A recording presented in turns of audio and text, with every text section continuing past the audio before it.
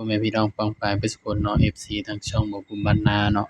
มื้อนี้บ่ภูมิบ้านนาก็สิมาตามแนวทางให้พี่น้องเนาะสำหรับรับพัฒนาเนาะครับเนาะของงวดวันที่29เด้อพี่น้องเด้อมาเบิ่งผลมันออกแล้วครับพี่น้อง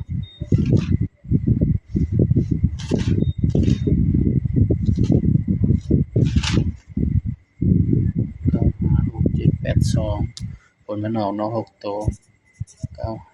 956782พี่น้องสำหรับ82นั่นก็ถือว่ามาเนาะพี่น้องเนาะในเข้าที่82ตรงๆเลยเด้อพี่น้องก็มาที่8เนาะครับเนาะนี่9มันก็มาอยู่พี่น้องแต่ว่ามันอยู่ข้างหน้าเนาะบ่มี95เนาะครับเนาะนี่ก็ถือว่าปังเนาะพี่น้องเนาะสำหรับแนวทางนี้เนาะพี่น้องก็เข้าที่82ตรงๆเลยพี่น้องนี่เพราะฉะนั้นก็ไปกันต่อเนาะงวดวันที่30เด้อพี่น้องเด้อบัดนี้ก็ตามกันต่อเนาะครับเนาะงวดวันที่30มิถุนายนเนาะสิ้นเดือนพอดีพี่น้องสำหรับแนวทางเฮาเนาะพี่น้องเนาะก็ยังใส่เด่น3ตัวคือเก่าเด้อพี่น้องเด้อสำหรับสูตรนี้เนาะ30มิถุนายนเนาะ69พี่น้อง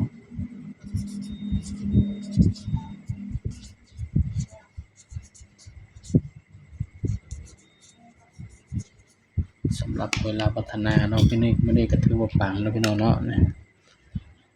เข้าที่82ตรงๆเลยพี่น้องมาเบิ่งนำกันเนาะวันนี้สิได้เด่นตัวใดพี่น้องสำหรับเด่นวันนี้เนาะครับเนาะเด่น3 4 5พี่น้องเด่น3 4 5เนาะให้เด่นไปที่3กับ4 5คือตัวรองเด้อครับเด้อนี่บ้านนี่ก็มาจับคู่นำกันเลยพี่น้องสำหรับถ้า3มาเนาะครับเนาะ36 37 38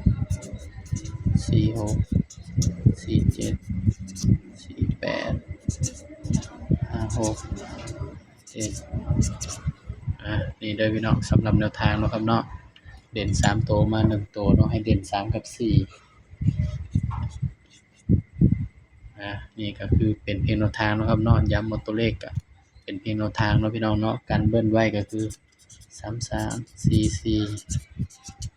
55สำหรับคลิปนี้เนาะบ่ภูมิก็ฝากไว้เพียงส่ำนี้เนาะพี่น้องเนาะอย่าลืมกดไลค์กดแชร์กดติดตาม